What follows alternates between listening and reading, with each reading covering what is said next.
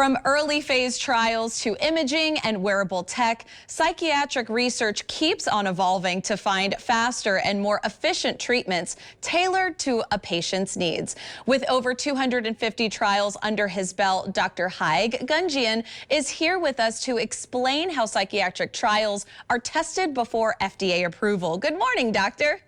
Good morning, Jessica. How are you? I'm doing wonderful. It's great to be speaking with you on this. Now, Thank you. What does the testing process for a new psychiatric treatment look like from early phases to FDA approval? Great. You know, the first words that came to mind are meticulous and rigorous. And so I think that automatically would make someone think it takes time.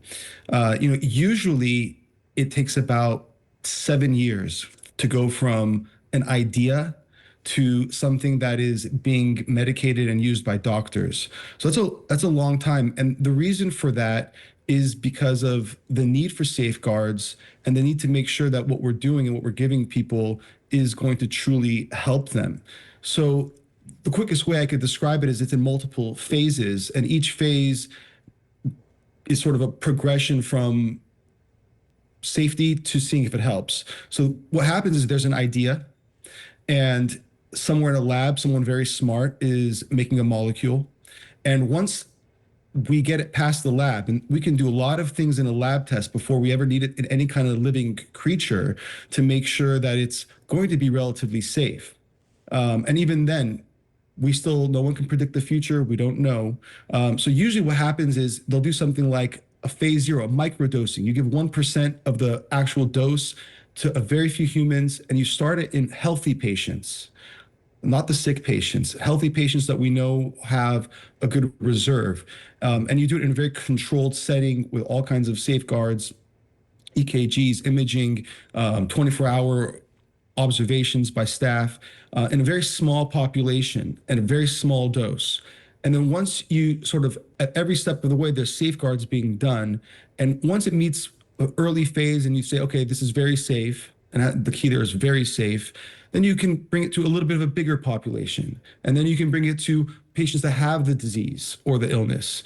And then you get bigger and bigger. And each step of the way, you need approval. And there's a lot of regulatory bodies that are watching us to make sure that we're doing everything the right way. And I think the other key thing here is, like our company, what we do, we're a third party. We have no vested interest we don't profit off the success of the medication.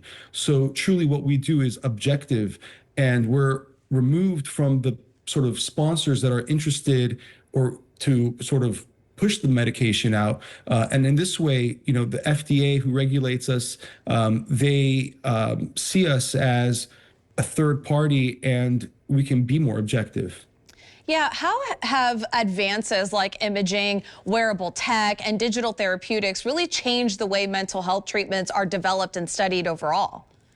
Yeah, so technology is sort of the catalyst and the driving force of science, right? If we think of technology and science, it's very hard to think of them as separate. And what we're doing in research is medical science. So we really advance at the rate of technology. So, we're seeing some imaging there, and imaging is hard to use in daily practice, but in research, especially because we're doing it on such few patients, we can utilize it. Imaging studies that, use an MRI while someone's doing a task to see what parts of the brain are lighting up, can help us get a better diagnosis and make sure we're bringing it to the right patient. There's a thing called EEGs, which is kind of like an EKG for your heart, but for your brain. And this can help us find the right patient and sort of exactly more precisely see what effect a drug has on a person. And so these are being increasingly used. Another hot item out there are the digital technologies. And our phone, which is constantly attached to us, can give data to us in real time. So a lot of what we do in psychiatry in the past was questionnaires, right? How are you feeling and what are you doing? That's hard to do. If you're depressed, it's hard to give a good, precise account of how you're feeling last week. But when we have it on our phone and you're doing it daily and we catch it in real time, we get more accurate data. The more accurate our data, the better our science. And the other thing that's sort of rising now are sort of digital technologies in terms of digital therapeutics. What that means is you can actually now there's gotten so good at developing programs. A lot of patients are doing therapies with their phone. And so you can get therapy in real time. And that is much more effective than waiting a week later to see your therapist.